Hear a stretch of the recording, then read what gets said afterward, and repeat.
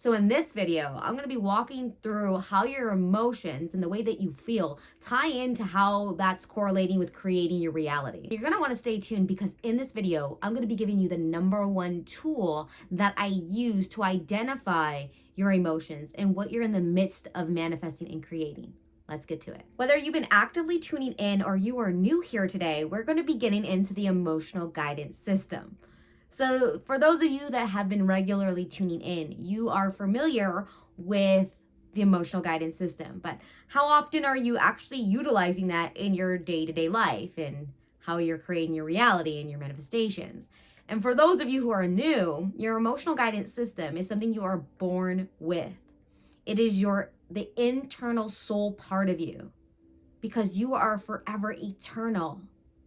Okay, this is just a body, this is just a container that we are momentarily experiencing a human experience.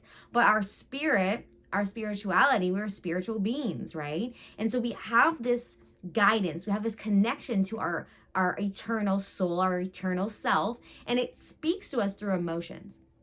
And these emotions, okay, so again, emotions are energy, emotions are frequency, and emotions are the prerequisite of what's going to be gestating, of what's going to be manifesting. So if you use your emotional guidance system, you can really navigate and become a more conscious creator just by tuning in and asking yourself daily, what am I feeling right now? How am I feeling? Because how you feel is everything. How you feel determines what's going to be gestating in your day-to-day circumstance and what you're allowing into your energetic field, into your reality. And so our emotions are very powerful, and there's this thing called momentum, right? So our momentum is how strong of this emotion have we been putting into it? How often do we think about it? And is this a reoccurring thought? Is this a reoccurring emotion? And how long has this emotion been going on for? And that will really determine how much work you need to be putting towards something to really manifest something. Because if you have a lot of energy or emotion going in the opposition of what you're trying to create and manifest for yourself, it can feel like a struggle. It can feel like a tug of war. It can feel like it's impossible. And that's just based on momentum. So we're going to dive deep into these today. And I'm going to be getting into the number one tool that you can really utilize and start using, not just read about it once or understand it just within this episode, but take it into your walking daily life so you can start understanding why things are happening the way they are. Because that was the number one thing that I had to ask myself. It came to a point in my life where I'm like, why are things happening the way they are? It made me hungry to know why, right? So in my years of development here, the number one way to really determine this is your emotion. Your emotions are the key to everything. And so that's why they say, like, if you can really master your emotion, you become a master of your life, because you get to determine what circumstances and what happens to you based on your energetic field, which again is just like a combination of your energy, frequency, emotions all tied up into one. And there's this energetic field around you that's pulling in the experiences, the people, places, and outcomes into your life. So I'm going to ask you a question right now. You could even pause this to take a moment to think about it. But how are you feeling right now? What is the energy? What is the emotion? What is the underlying tone of your state of being right now? Are you in frustration? Are you in time shortage?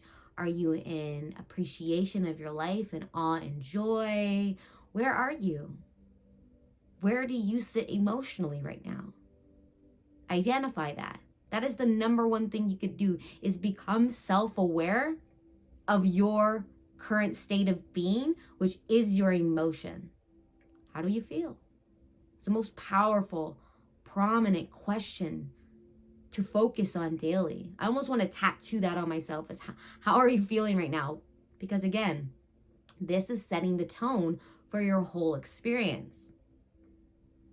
And I remember I used to use this in my 9-to-5 job before I quit my corporate job and fell into my passion and started really wanting to, follow my true heart's desire.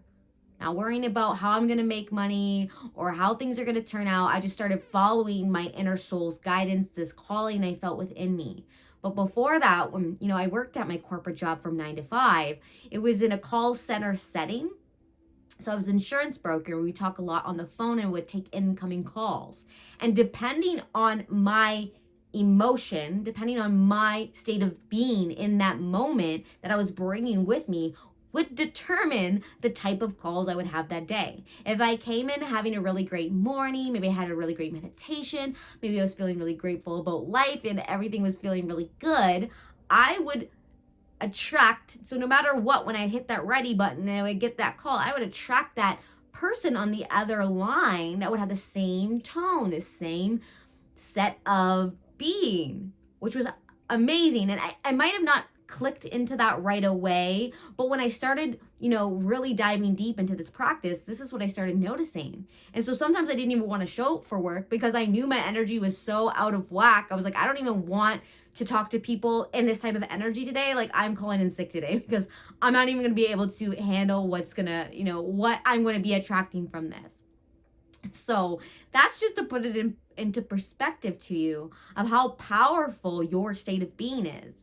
Because if I came in and I was rushing, I was late, maybe somebody cut me off in traffic, now I'm feeling irritated, and now I'm angry, maybe I didn't get paid right, I got my paycheck, it's short, now I gotta go to accounting and handle something, so I'm feeling really bent out of shape, and my energy is very convoluted in a very negative connotation. I got this low vibration, I'm in a very negative state of being. Man, the calls and the people that I would speak to would reflect that back to me. Okay, so very powerful, your state of being. So it's really important to take time to identify what state of being you're in. And not only identify it, but what can you do about it? How can I shift this? How can I shift my state of being? And sometimes the momentum is so strong that all you can really do is, wait for the day to be over and find appreciation about things in your life before you go to sleep. Try to get into a state of love and appreciation before you fall asleep so that you can wake up in a clean slate. It's like a clean slate every night. But what happens is when we wake up, we constantly go back into yesterday, the emotions of yesterday, what happened then, what happened in the past, and we're bringing that into our now. But to have a clean slate, what you can really do is get into the state of appreciation at night so you will wake up in that state. Because while you slumber, your state of being, it kind of goes on a pause. Okay, it's not really active because you are not active. You're like in a whole other realm and dimension when you are sleeping. Yeah, your body is there, but your soul is like doing a million other things. That could be a whole nother episode. So while you are slumbering, it goes on pause. So you got time to break momentum. So when you sleep, you're putting that strong momentum you have going on about your state of being, and it's on a pause. Okay? And so what you want to do is recreate that for yourself and set yourself up for success the next day and how you're feeling. Now, let's say you had a really, really, really good day. It doesn't hurt to bring your yesterday into your tomorrow because that was a really good energy and a lot of amazing things happen. And you can actually utilize that and leverage that to carry you into your oncoming day and days going forward. But if it's the reverse and you got a lot of negative, low state of being vibrations going on, and you can tell that because of the way that you're feeling, then you don't really want to carry yesterday in the past into your current now moment and moments going forward. So again, how am I feeling? This is the set point. I want you to write this down on a sticky pad. I want you to write this in the book that you read every day. I want you to make this your password on your computer. I want you to put it on a photograph on the back of your screen on your phone. I want you to give yourself constant reminders throughout your day to jolt you into realizing, okay, where is my state of emotion right now? What is my state of being? And I'm going to determine that because how am I feeling? And you can easily turn that around within your day if the momentum is not too strong. Because you can direct your focus onto your breath, onto healthy parts of your body that you are grateful for, people in your life, pets in your life that bring you joy. We can bring ourselves into these moments because all we have is our now moment. So in every moment, we can bring ourselves into a moment to reactivate a state of being. And that's why, reliving past memories that are very joyful is a great way to do that. Feeling appreciation about things in your now is a great way to do that. But sometimes your momentum is so strong in your low negative state of being that's hard to do that. You kind of need that reset of that sleep in order to do that. And this kind of becomes a practice. And this is something that you need to stay consistent with. But in doing so, you will start realizing I'm really creating all these experiences that are happening to me, the people I bump into, the conversations I'm having, what pops on my screen on the internet, like all these things are in correlation with your state of being. So it's really, really, really important to start identifying your emotions and how you're feeling and to not ignore them. And if you do ignore them, they'll just get louder and louder, more things will happen till you're like, okay, what the heck is going on? And you have to kind of just take a moment to say, fuck it all, because like, why do I keep attracting this? And that's why sometimes giving up, when you've given up and you've let it all go, things start to turn around because it doesn't have to get to that point, but some of us, this is what we're used to doing. We have to get to certain points before we release it all, because we're just holding on to all these things, trying to control the outcomes. When we're not going to be able to control what happens, but we can control the emotion within ourselves, and we can make that the practice, which as a result will shift what's going on around you. And that's why one of the most powerful things that you can do is be non-reactionary. Now, this takes practice. This doesn't happen overnight. And if it does for you, amazing. But don't beat up on yourself when you find yourself reacting to things that you're presented with into your 3D as a human and just, analyzing it and reacting, right? So, but reactionary is creating by default, which means you're not being consciously creating. You're not a conscious creator in that moment. You're being reactionary. So it's a default mechanism. You're allowing the environment around you to set the tone of your emotion, your energy, your frequency, your state of being. So next time something happens that has your attention and you're giving this knee-jerk reaction to it, notice that. Just becoming aware of it is the first step in practicing being non-reactionary, okay? Because you're gonna have a moment. You're going to react, but it's how are you going to then take that reaction? Are you going to carry that energy forward with you into your behaviors and your emotions and your state of being? Or are you going to recognize it's not something you want to further put energy and focus into and shift it? That's what determines the power and the difference of being a conscious creator in every moment, waking moment of your life, or, just creating by default. So if something negative happens to you, notice that you get into a reactional state and you feel a type of way, but before actually verbalizing that or physically doing something in that moment, I want you to try to practice to just breathe. Take your breath and take 3 deep breaths. In through your nose, hold, release it out through your mouth.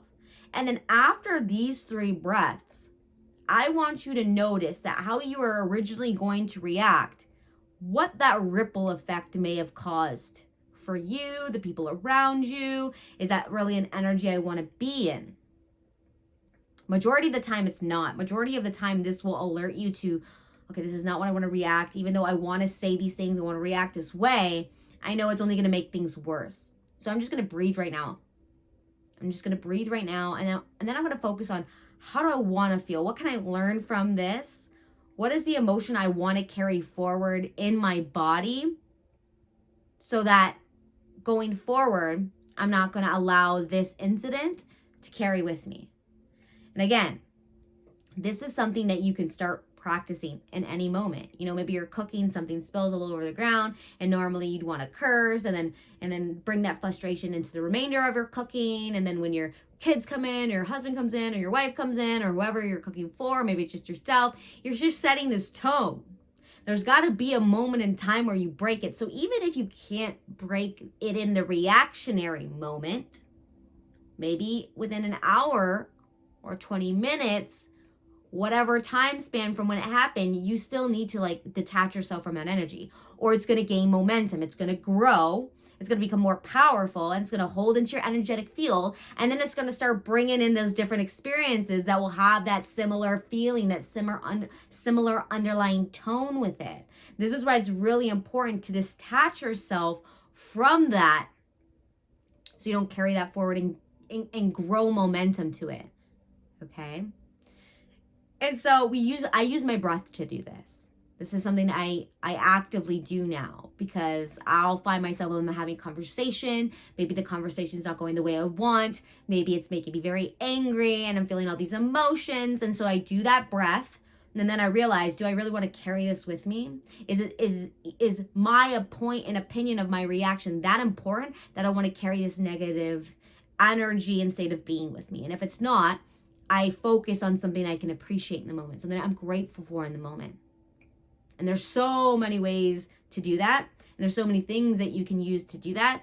It might seem like it's hard to find something because of the energy that you're in. But again, with practice, this becomes easier and easier and easier.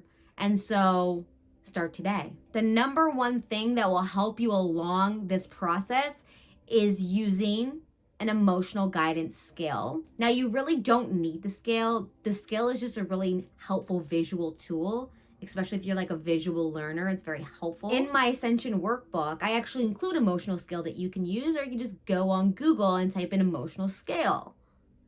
But in the Ascension workbook, which you can grab through the link below, there's also a process I call the daily check-in, which is really like, you should be doing it more than just daily. You should be doing it like a lot of times throughout the day. As many times as you can throughout the day, check in with yourself. And there's prompt questions that you can really ask yourself to identify and alert to your, to your state of being that, okay, you are in this energy. And if you stay there, you're going to gain more momentum. If you gain more momentum, more of these experiences are going to happen to bring more of this emotion. And so how do we turn it around? So that's all in the workbook. So again, grab that through the link below. But this is what you're going to want to use. Now, I don't really need the emotional scale or the daily check-in anymore because I've done it so many times. It's embedded in me as a process to do daily to become a conscious creator. So the more that you utilize this, you're not going to need a scale or a daily check-in in this workbook to use. But if you're new to this, then use these things. Print out those specific pages. Keep them with you at your desk or where you're at your job or what you do daily, and keep that with you as a reminder, because that's what's going to make the difference between you actually utilizing these tools I'm giving you or just hearing them once and resonating with them, but then not carrying that forward in your day-to-day activity, because this is what's going to make the difference for you. So if anything, I highly encourage you to start practicing being non-reactionary, using your breath, using gratitude and appreciation. And if all else doesn't work out before you slumber, think of things you're grateful for. Clean that slate so when you wake up in the morning, you're in that thankful energy and you can start your day out in a new state of being. So you're not carrying your past into your present. Unless your past is super joyful and a lot of amazing things are going on, then by all means carry that forward. But this is what you're going to want to start utilizing, because when you do, everything will shift. Everything will change. And your belief about being a conscious creator will grow. That muscle will strengthen and it will become even more powerful in your day-to-day waking life. Because remember, anything is possible.